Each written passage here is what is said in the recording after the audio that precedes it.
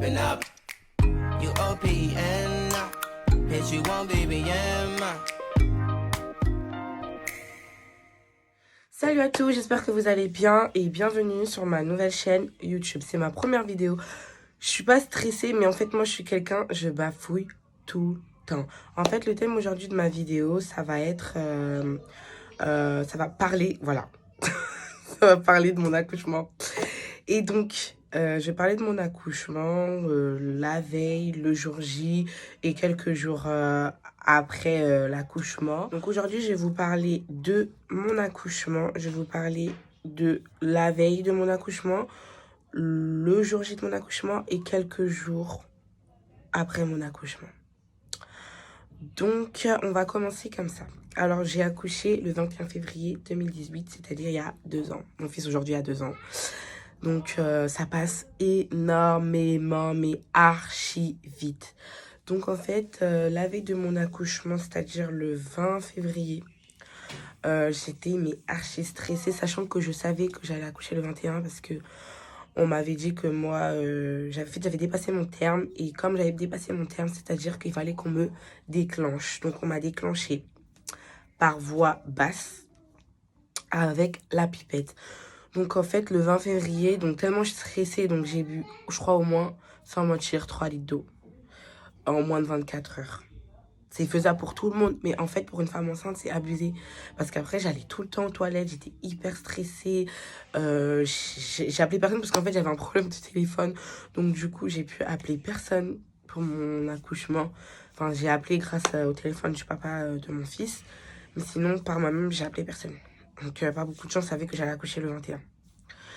Donc voilà, suite à ça, je suis arrivée le lendemain matin. J'avais rendez-vous à 10h30 à l'hôpital de Saint-Cloud.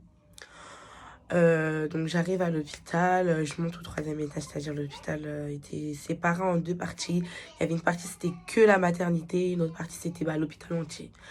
Parce qu'ils avaient refait toute la maternité entière. Donc en fait, c'était dans des nouvelles chambres et tout ça et tout. Donc c'était vraiment super. Donc j'arrive à 10h30 à l'hôpital, je monte directement à la maternité. Quand je monte à la maternité, ils me disent oui, bonjour, vous venez pourquoi? Je dis bonjour, je viens pour accoucher. Parce que vu que c'était prévu, donc ils m'installent dans une salle, pas la salle d'accouchement, mais une salle normale. En fait, c'est la salle où se passent les monitorings. Quand en gros, on vérifie le battement du cœur. Donc après ça, donc je m'installe, ils me déshabillent, ils me mettent en blouse déjà. Et après ça, le papa de mon fils arrive aussi. J'avais été accompagnée parce qu'à ce moment-là, en fait, j'habitais dans un foyer pour jeunes mamans. Donc j'avais été accompagnée par l'infirmière du foyer, qui était super gentille. Donc elle m'avait accompagnée carrément. Quand elle est partie, elle avait les larmes aux yeux, je me rappellerai toute ma vie. Elle avait les larmes aux yeux pour moi parce que tellement elle était contente, en fait, enfin que j'accouche. Parce que tout le monde attendait mon accouchement. Que voilà, elle était tellement contente, elle était tellement stressée pour moi qu'elle avait les larmes aux yeux. Arrivée dans la salle où on m'avait installée, y a un médecin qui arrive, qui vient pour me faire une perfusion. Donc, je fais ma perfusion. Première fois, il me pique ici, ça passe pas. Deuxième fois, ça passe pas. Troisième fois, gros, ça ne passe pas. Fait autre part, en fait. Mais en fait, c'est un peu de ma faute parce que j'ai des petites veines, donc ça fait que, comme j'ai des petites veines, on n'arrive pas à me perfuser. Donc, il m'a perfusé sur le bras.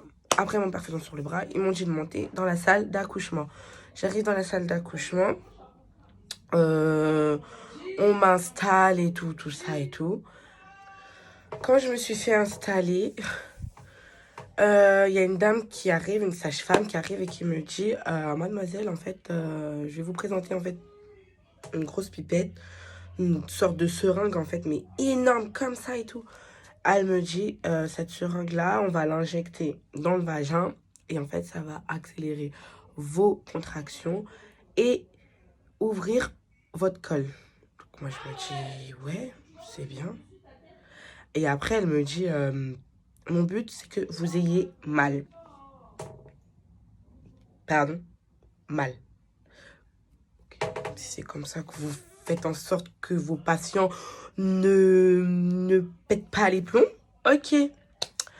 Donc, ils me mettent la pipette à 13h30. 13h30, j'ai la pipette et elle me dit d'ici 20 minutes, je vais vous dire d'aller marcher dans l'hôpital afin que le produit fasse bien son effet et que après on vous réinstalle dans le lit et puis après ça, hop, hop, hop, le col, il s'ouvre, hop, chap, chap, on accouche.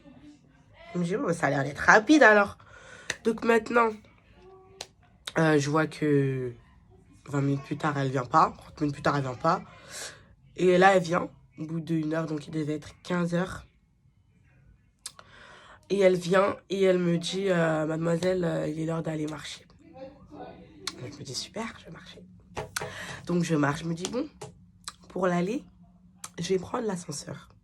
Comme ça, quand je vais descendre les escaliers, ça va bien accélérer et je vais accoucher vite. Donc en fait, j'arrive devant l'ascenseur, je prends l'ascenseur, je monte au 4e étage en néonatologie.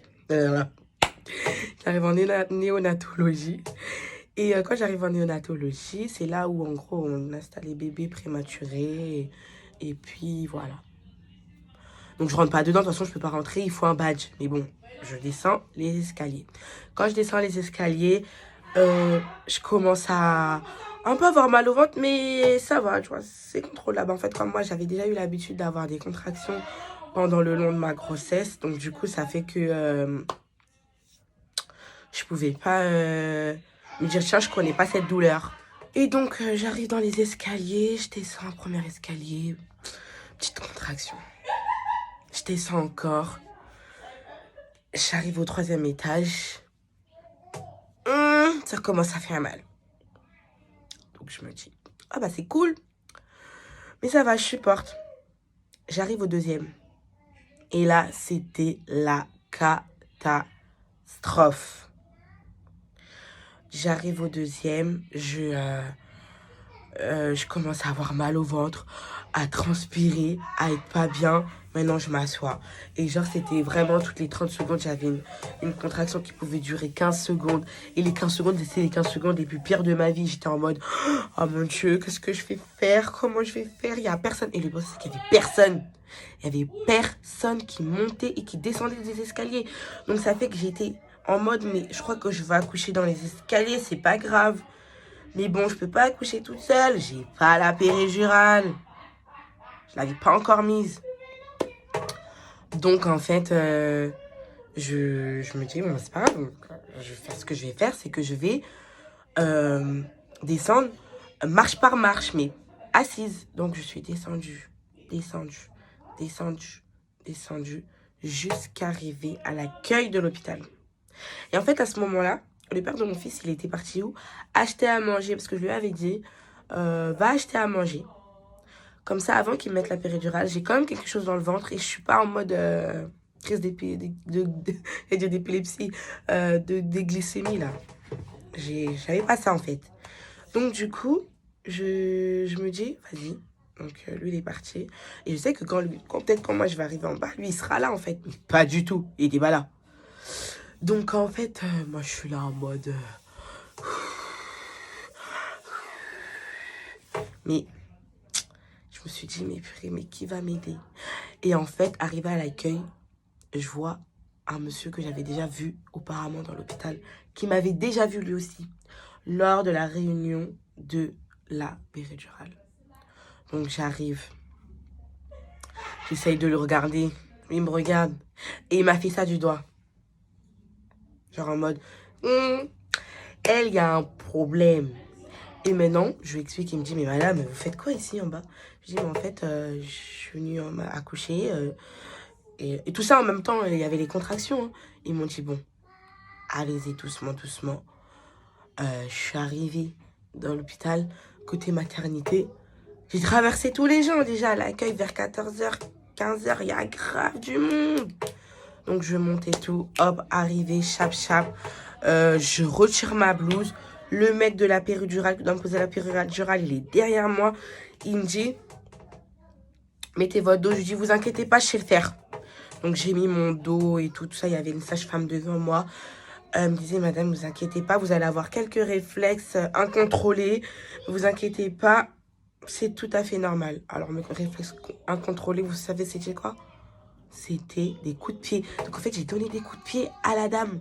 La pauvre, j'étais là, madame, excusez-moi, pardon. Donc maintenant, ils m'ont installé la péridurale. Franchement, tout ce qu'on vous raconte sur la péridurale, c'est faux. C'est vraiment faux. Donc, comme je disais, tout ce qu'on vous raconte sur la péridurale, c'est faux. C'est pas une grosse aiguille. En fait, la péridurale, c'est un tube. C'est un tube qu'on va te mettre dans le dos. Mais sauf qu'en fait, tu vas même pas sentir qu'il y a ce tube dans le dos. Parce qu'en fait, on t'anesthésie la partie du dos pour que, en fait, on puisse te mettre la péridurale. Sauf que tu sens pas. Donc, suite après ça, on met la péridurale, je m'allonge, on met le gros plastique derrière le dos, je m'allonge et tout. Et après ça, j'attends parce qu'on me dit que le temps que le produit fasse son effet. Donc maintenant, la technologie, elle a avancé. Au jour d'aujourd'hui, c'est à nous de mesurer, de doser notre... Donc, c'est à nous de mesurer, en fait, à l'aide d'un bouton, comme vous voyez les boutons quand on pose des bombes, là. En fait, c'est à nous de mesurer nous-mêmes. Donc, quand t'as mal, t'appuies. Mais il faut pas appuyer comme moi j'ai fait. Un conseil, les filles. N'appuyez pas comme moi j'ai appuyé. Là, vraiment, je me livre à vous. N'appuyez pas comme moi j'ai appuyé. Moi, en fait, à chaque fois que j'avais une contraction, j'ai appuyé. Parce qu'on m'avait dit, quand t'as mal, t'appuies. Mais il faut pas faire comme ça. Il faut attendre d'abord que le produit fasse son effet. Et après, t'appuies si tu vois que vraiment t'as mal. Mais moi, j'ai appuyé à chaque contraction. Donc, en fait, au final, quand j'ai appuyé, mon corps, il était vraiment anesthésié. C'est-à-dire que mes jambes, je ne les sentais plus du tout. Nada, il n'y avait plus rien. Donc, après ça, ce que j'ai fait, j'ai arrêté de doser. Et après, le médicament, il a fait son effet. Mais au bout de 1 heure, alors qu'on m'avait dit au bout de 20 minutes, j'allais plus rien ressentir. Faux, ça dépend le corps. Même si je vous raconte ça, mon accouchement ne sera jamais pareil que le vôtre. Toutes les femmes, elles sont différentes. Toutes les douleurs, elles sont différentes. Ça fait mal, mais c'est différent. C'est une douleur différente. Moi, la douleur, je la connaissais déjà parce que j'avais déjà vu auparavant des contractions. J'avais déjà ressenti ça auparavant, 3 mois à l'avance. Moi, j'ai commencé à avoir des contractions à partir de 6 mois de grossesse. Donc, voilà. Donc là, j'avais plus mal. Donc, il devait être 16 heures. Donc, pendant les 16 heures, j'ai attendu que mon col s'ouvre. Mon col, il s'est ouvert au bout de 2 heures.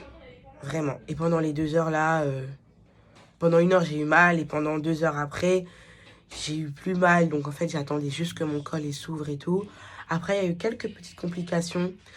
Quand mes jambes étaient allongées sur le lit, le cœur de mon fils, il arrêtait pas de battre, mais il ralentissait. Et du coup, j'étais relou, hein.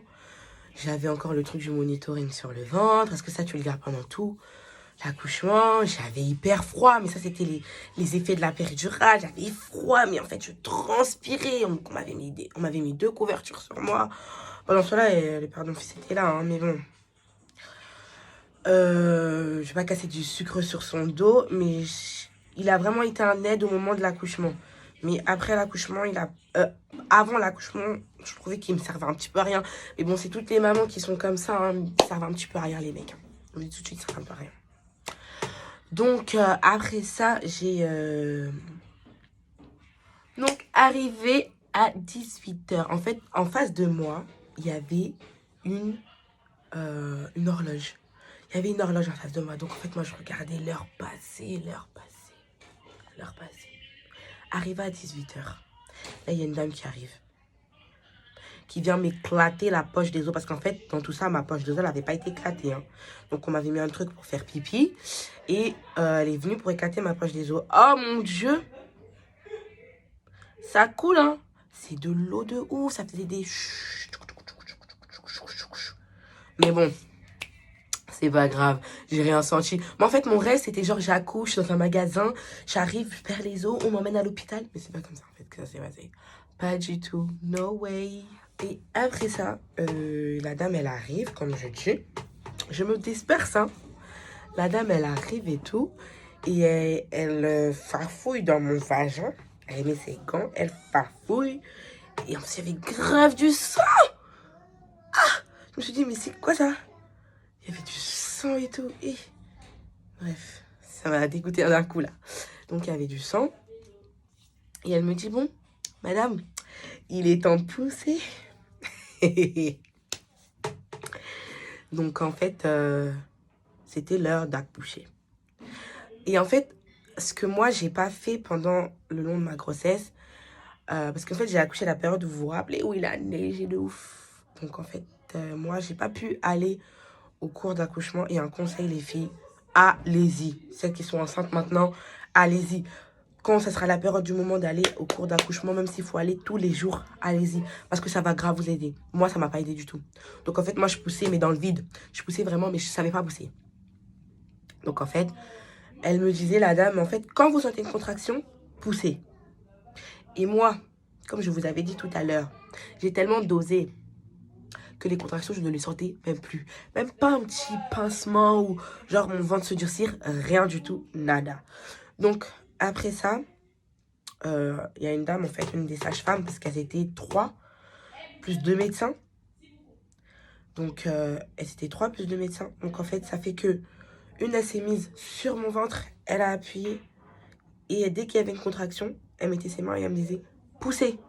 Donc, moi, je poussais, première fois, dans le vide. Elle me disait, non, pas comme ça. En fait, moi, je faisais avec la gorge. Moi, j'étais là, avec ma gorge. Mais pas du tout. Il faut pas faire comme ça.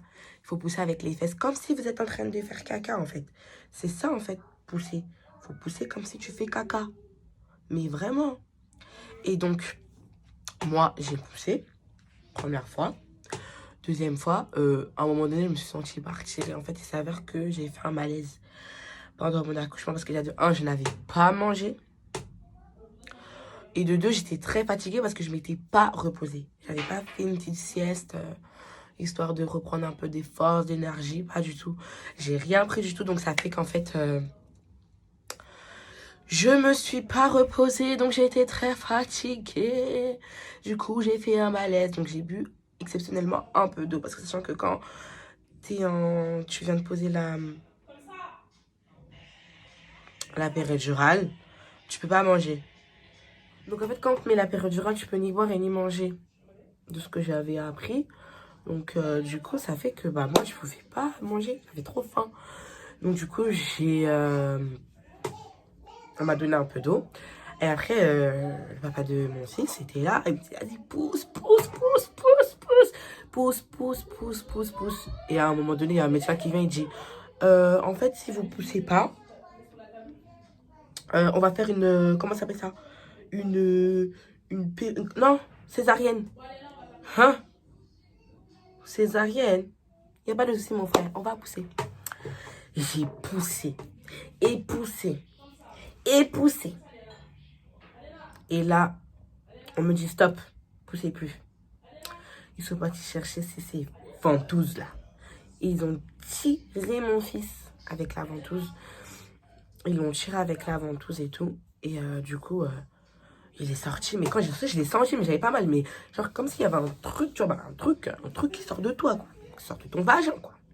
Donc voilà. Et là, il me le jette comme un sac. Pouh! Ils m'ont jeté. Tenez votre bébé. Et moi, j'ai pleuré, j'ai pleuré. Même le père de mon fils, il a pleuré alors que lui disait qu'il n'avait pas pleuré. Vous allez voir tous les mecs fiantants là qui disent ils sont chauds, ils sont durs. Ils pleurent pas. Il a pleuré. Je l'ai poucave, il a pleuré. Et donc, suite après ça, j'ai eu une petite déchirure de 2 points. Mais c'est une déchirure extérieure. Donc, du coup, voilà, c'était pas vraiment de ouf, de ouf, de ouf. Et après ça, ils ont pris mon fils, ils l'ont nettoyé sa tête. Pas le corps, parce qu'on nettoie pas le corps pendant 24 heures. Parce qu'à ce qui paraît, les saletés du 9 mois de l'enfant sont bons pour la peau. Donc du coup, on va le laver 24 heures après. Et après ça, donc, on me l'a reposé sur moi, en gros, c'est-à-dire pour faire la tétée d'accueil et tout. Mais sauf que moi, je n'ai pas voulu allaiter. Donc, pour faire la tétée d'accueil, je voulais pas. J'étais fatiguée. Donc, j'ai appelé une dame. Je lui ai dit, je veux pas faire la tétée d'accueil. Donnez-moi des petites dosettes de biberon, là. Je vais lui donner parce qu'il a faim. Donc, voilà. Donc, après ça, moi, je suis restée 2 heures jusqu'à 20h, 21h dans la salle d'accouchement. Et après, on m'a ramené dans la salle, dans ma chambre, là où j'allais dormir. Donc, du coup, je suis arrivée dans la salle où j'allais dormir et tout. Et franchement, je n'ai pas dormi. J'étais tellement choquée d'avoir accouché. En plus, ça s'est tellement passé vite. Parce que je vous raconte, les moments de mon accouchement, ça a duré 20 minutes. Hein. En plus, j'aimerais trop vous montrer des vidéos de quand j'ai accouché. Mais j'ai tout perdu. En fait, j'ai que des photos que j'ai imprimées. Mais sinon, des vidéos et tout, pendant mon accouchement, déjà, j'avais pas de téléphone. J'ai tout perdu. Donc, voilà. C'est pas grave, hein. Ça arrive, hein. Je me suis fait voler mon téléphone il y a pas longtemps. Donc, du coup, voilà, bref, je vous raconte trop ma vie. Mais de toute façon, c'est le but de cette chaîne. Vous n'allez pas savoir ma vie, mais vous allez savoir mon train de vie. Donc, après ça, j'en étais à ouf. Donc, on parlait de... quand je suis arrivée, quand j'ai pas dormi et tout.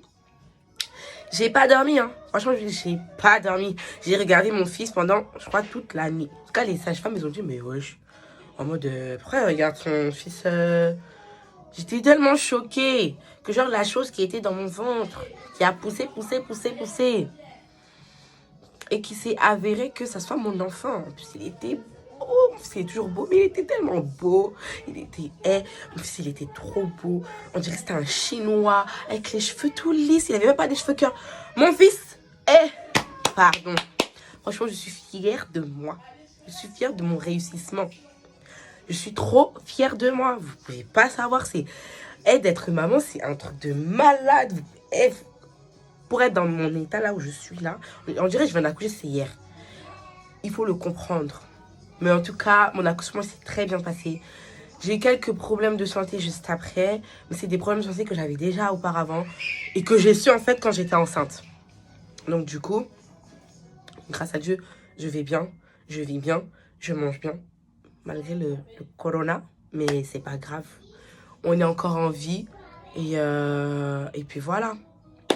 Donc ça, c'était une vidéo pour un peu vous faire un petit peu pleurer. Mais bon, voilà. Qu'est-ce que je voulais dire d'autre? Après, le lendemain, donc en fait, moi, je suis restée 5 jours à l'hôpital. Tout simplement parce que j'ai accouché un mercredi. Après, le jeudi et le vendredi, je devais rester à l'hôpital. Et en fait, dans mon foyer, les transports pour aller récupérer les mamans ne se faisaient pas. Donc, suite à ça, j'ai dû attendre lundi. Donc, je suis restée de mercredi à lundi à l'hôpital. Donc, le premier jour, ma grand-mère, elle est venue me voir. Le papa de mon fils était là aussi. Après, je sais plus. En fait, là, j'ai un trou de mémoire des personnes qui étaient venues me voir. Mais il y avait beaucoup de gens qui sont venus me voir quand même. Et c'était vraiment... J'étais contente. Il y avait aussi des amis du père de mon enfant qui étaient là. Il y avait mes copines, mes vraies copines, franchement, mes vraies copines qui étaient là. Ma famille. Après, celles qui n'ont pas pu venir, c'est parce que tout simplement, elles n'étaient pas au courant que j'avais accouché. Parce que j'avais pas de téléphone, du coup, je pouvais pas dire aux gens. Mais j'en veux à personne. Donc voilà, aujourd'hui, mon fils, il a 2 ans. C'est un beau gosse. Il est tellement beau. Et je suis fière d'être maman jour d'aujourd'hui. Donc, tout ce que je peux dire, c'est que j'espère que ça vous arrivera à toutes les filles de ressentir le ressenti que moi j'ai aujourd'hui d'être maman, même si parfois c'est dur, même si parfois j'ai pas dormi, j'ai pleuré, j'ai crié, j'ai jeté des trucs par terre. J'ai pas jeté mon enfant, hein, mais j'ai jeté des trucs par terre. Je me suis énervée, je me suis posé des questions. Pourquoi en fait? Parce que parfois on arrive à un moment donné en fait, mais pourquoi j'ai voulu avoir un enfant maintenant? Un truc comme ça, plein de questions qui me sont arrivées. Est-ce que je vais y arriver? Est-ce que je vais m'en sortir? Toutes ces questions-là, je me suis posée. Mais les filles, vous inquiétez pas. Après, moi, j'étais dans une situation où j'étais pas vraiment entourée. Après, je vous expliquerai peut-être dans une autre vidéo la suite, en fait, de mon accouchement. Après mon accouchement, tout. Les 3 premiers mois et tout. Donc, voilà. Mais après, moi, comme j'ai dit, j'étais pas vraiment entourée. Donc, ça fait que... j'étais un peu seule. Les seules personnes qui étaient autour de moi, c'était les personnes qui étaient dans mon foyer. Et du coup, Voilà, c'était le seul soutien que j'avais. Mais malgré ça, je suis restée quand même debout. Je n'ai pas abandonné, je n'ai pas lâché l'affaire. Donc en fait, vous, même si vous êtes entouré ou pas, la seule personne qui sera là pour votre enfant, c'est vous-même. Vous-même. La personne qui l'a porté pendant 9 mois dans son ventre. La personne qui l'a porté dans son ventre, c'est vous-même. Même pas le papa, même si le papa il est là, même si il n'est pas là, c'est vous. Donc voilà. Donc je vous fais de gros bisous. Et pour savoir la suite de ma vidéo, continuez à vous abonner, faites partager ma vidéo. Et puis voilà. Donc je vous fais de gros bisous et je vous aime et prenez soin de vous. Sortez pas, c'est le coronavirus. Restez chez vous. Si vous voulez qu'on sorte, restez chez vous. Allez, gros bisous. Mouah.